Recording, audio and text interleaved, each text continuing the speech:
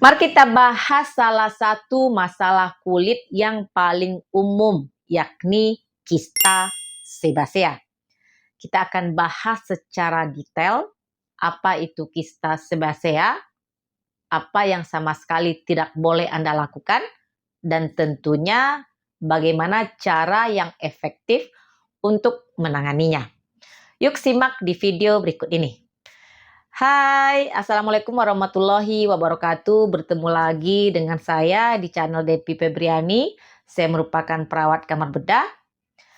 Pernah nggak Anda tiba-tiba mengusap bagian tubuh, mungkin dada, wajah, atau tangan, terus menemukan sebuah benjolan yang Anda sendiri tidak tahu apa penyebabnya? Saya yakin saat Anda menyentuhnya pasti ada perasaan ingin meremas atau juga memencetnya. Tapi tunggu dulu. Sebelum Anda sempat memikirkannya, tolong dihentikan. Mencoba meletuskan benda itu sendiri sejujurnya adalah salah satu cara terburuk yang bisa Anda lakukan. Dan saya akan menunjukkan kepada Anda mengapa dan apa yang harus Anda lakukan sebagai gantinya. Jadi, apa sebenarnya benjolan kecil ini? Kista sebasea sebenarnya hanyalah folikel rambut yang tersumbat. Kemudian yang terjadi selanjutnya adalah terbentuknya kantung kecil di bawah kulit yang terisi zat keratin. Zat ini adalah protein yang sama yang membentuk rambut dan kuku Anda. Kalau mau membayangkan kista sebasea ini seperti balon kecil di bawah kulit, tapi isinya bukanlah udara. Kantung ini diisi dengan semacam bahan kental seperti keju.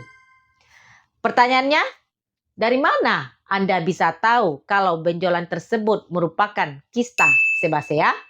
Nah, biasanya kista sebasea ini ukurannya sangat kecil. Terasa keras saat disentuh, tetapi Anda bisa sedikit menggerakkannya.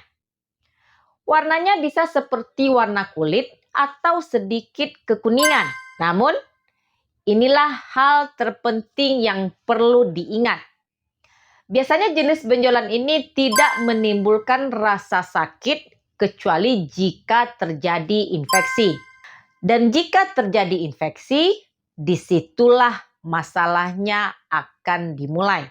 Dan risiko infeksi tersebut membawa kita langsung ke topik yang sebenarnya.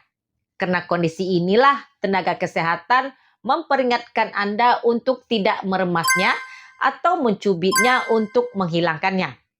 Karena akibat dari upaya pengobatan sendiri, seperti memencetnya, atau mengubah apa yang seharusnya menjadi perbaikan secara sederhana menjadi kekacauan.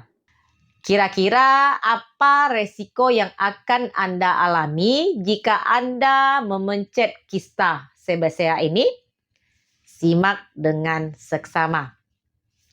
Pertama dan yang utama adalah tentunya terjadinya infeksi. Menggunakan alat yang tidak steril pada dasarnya sama dengan memberikan undangan bagi bakteri untuk masuk. Kedua, Anda kemungkinan besar tidak akan bisa mengeluarkannya.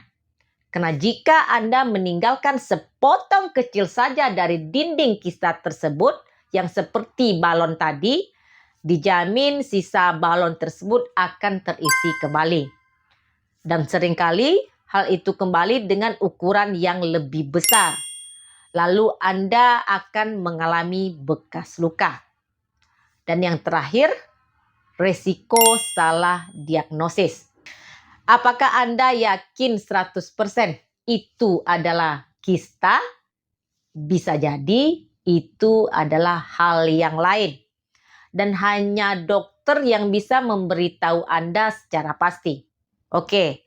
Jadi jika memencet sama sekali tidak bisa dilakukan, apa yang harus Anda lakukan di rumah? Mari kita bahas. Apa kira-kira pengobatan efektif saat di rumah?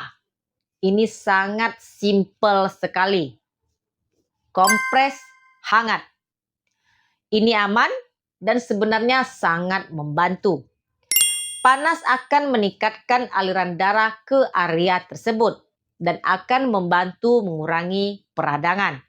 Dan bahkan mungkin mendorong kista untuk mengering secara alami dengan sendirinya. Lakukan tips ini dengan menggunakan kain bersih dan juga baru setiap harinya. Tapi satu hal yang penting untuk perawatan di rumah adalah perawatan di rumah memiliki keterbatasan. Jadi, kapan harus menghentikan kompres dan mengunjungi dokter? Mari kita bahas. Mari kita bahas tanda-tanda peringatannya. Jika Anda melihat salah satu dari gejala ini, maka sudah saatnya Anda mencari pertolongan medis. Yang kita bicarakan adalah kemerahan yang menyebar, area yang terasa hangat saat disentuh, nyeri berdenyut, nanah, atau berbau tidak sedap, atau jika Anda mulai merasakan sakit seperti demam. Semua ini adalah tanda-tanda infeksi. Dan pada titik ini, perawatan di rumah tidak lagi merupakan pilihan. Jadi, apa yang terjadi jika Anda menemui dokter? Nah, untuk kista yang terinfeksi, dokter akan melakukan sesuatu yang disebut dengan insisi dan drainase untuk memberikan Anda sedikit kelegaan dengan cepat. Namun, untuk solusi permanen, mereka akan melakukan eksisi bedah. Saat itulah mereka akan melakukan pengangkatan seluruh dinding kista sehingga kista tersebut benar-benar tidak bisa tumbuh kembali. Untuk beberapa jenis kista, suntikan steroid sederhana dapat mengecilkannya. Intinya, ada pilihan yang aman, profesional, dan benar-benar efektif. Sekarang mari kita simpulkan. Pertama, jika kista itu muncul masih baru, misalnya kurang dari 2 minggu, silakan mulai dengan kompres air hangat. Namun jika sudah lebih dari 1 bulan, mungkin sudah saatnya menerima kenyataan bahwa perawatan di rumah tidak akan menyelesaikan masalah. Jadi silakan berkonsultasi dengan dokter. Dan terakhir yang sangat penting, jika Anda melihat tanda-tanda bahaya, hentikan apapun perawatan di rumah dan segeralah periksa ke dokter. Demikian video saya kali ini, semoga bermanfaat. Jangan lupa untuk di like, komen, dan di subscribe. Dukung channel ini agar lebih berkembang. Jumpa lagi di video saya berikutnya. Stay healthy. Assalamualaikum.